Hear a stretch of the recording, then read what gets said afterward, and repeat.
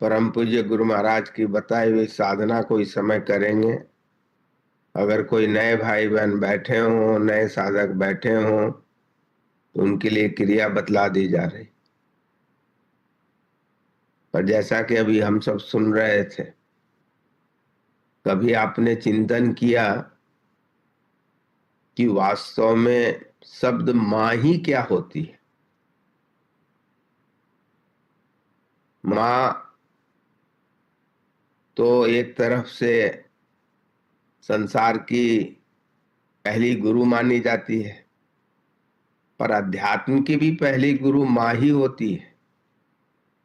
आप सब अगर जीवन में देखें तो जहां पर बालक अपने माँ को पहला गुरु नहीं समझ पाता है, उतना आदर प्रदान नहीं कर पाता है, उतनी श्रद्धा नहीं पैदा कर पाता है, माँ से अगर प्रेम नहीं कर पाता है, तो वास्तव में वह जीवन में कुछ भी प्राप्त कर ले, अध्यात्म की ऊंची से ऊंची शिखर पर भी चला जाए, पर उसे उस शिखर से नीचे गिरना पड़ेगा।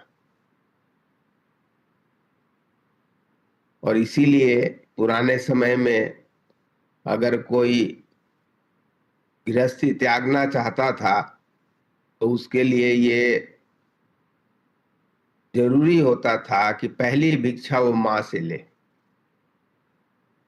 और इसी सिलसिले में आपने वो शंकराचार्य की कहानी तो सुनी ही होगी कि जब तक माँ नहीं भिक्षा दे तब तक आप उस गृहस्थी का त्याग नहीं कर सकते, वो सफलता नहीं मिल सकती। तो माँ के बारे में या गुरु के बारे में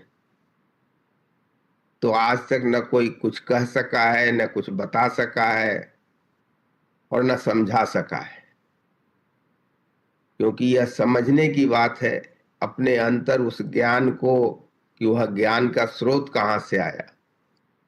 और इसीलिए आप सब देखते हैं कि परम पूज्य गुरु महाराज ने भी जो मंत्र लिखी है उसमें पहले है त्वमेव माता। परम पूज्य गुरु महाराज के पास एक व्यक्ति आया था, आप सबने ये सुना भी होगा पहले भी। वो चाहता था कि उसका पुत्र इस सत्संग में न आए और उसने प्रश्न किया था परम पूज्य गुरु महाराज से कि गुरु बड़ा होता है कि पिता बड़ा होता है? परम पूज्य गुरु महाराज ने यही बताया था कि ना गुरु न पिता, माँ बड़ी होती है। तो वास्तव में इसीलिए कहते हैं कि माता को माता नहीं हो सकती है। पर यहाँ पर समझने की बात यह निश्चित तौर पर है कि आप माँ तभी बन सकते हैं जबकि जबकि आपके अंदर वह मातृत्व का गुण हो। शारीरिक रूप से किसी को पैदा कर देना अलग बात होता है, पर अगर किसी ने पैदा कर भी दिया और अगर उसके अंदर वह गुण ना आए, क्योंकि गुण से ही गुणी की पहचान होती है। एक पिता भी माँ बन सकता है अगर उसके अंदर मातृत्व भरा पड़ा है।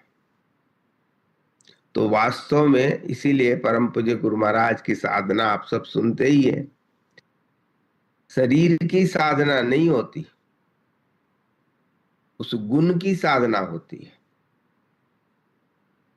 वह गुण की साधना का तात्पर्य यह होता है कि जब हमारे अंदर वह शक्ति हो, यह इच्छा हो कि हम उस गुण को धारण करना चाह रहे हैं। वास्तव में साधना वहीं से शुरू होती है। अगर हम उस गुण को धारण करने की इच्छा हमारे अंदर नहीं है, हम चाहते नहीं है, तो हमारी साधना शुरू नहीं हुई है।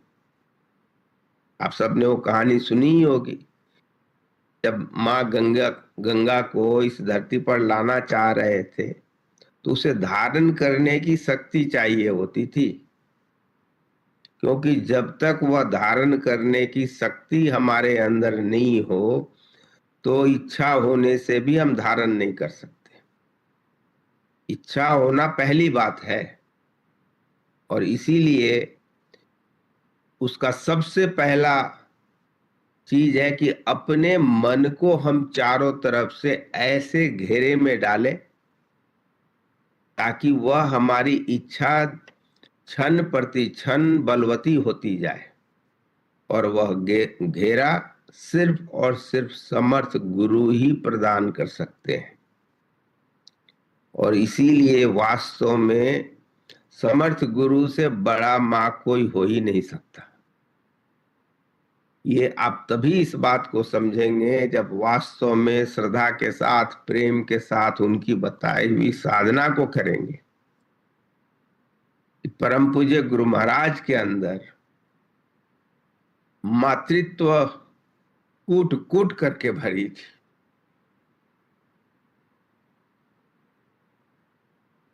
आज भी वह हमारी रक्षा उसी तरह से करते हैं जैसे एक मां करती है।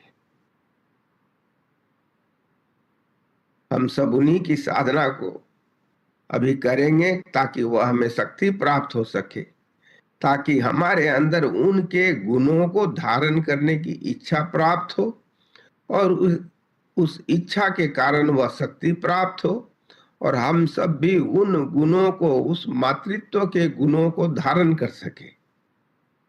क्योंकि मां से बड़ा प्रेम कोई प्रदान कर ही नहीं सकता, और जो प्रेम प्रदान करे सबको, उससे बड़ा कोई मां हो नहीं सकता। उसी प्रेम को धारण करने की शक्ति चाहिए होती है, और तभी हम वास्तव में आप कह सकते हैं कि हम परम पूज्य गुरु महाराज की बताई हुई साधना को कर रहे हैं।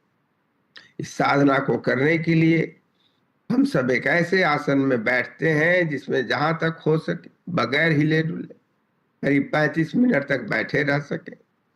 जहां तक हो सके मेरुदंड सीधी रखें, नेत्र हल्के से बंद करें जैसे सोते वक्त। इस ख्याल के साथ बैठें कि आप साक्षात परमात्मा के समक्ष बैठ रहे हैं। संत मत ने इस बात को जाना कि समर्थ गुरु ही साक्षात परमात्मा होते हैं, और जो लोग सही ढंग से साधना करते हैं निश्चित तौर पर इसका अनुभव प्राप्त कर लेते हैं।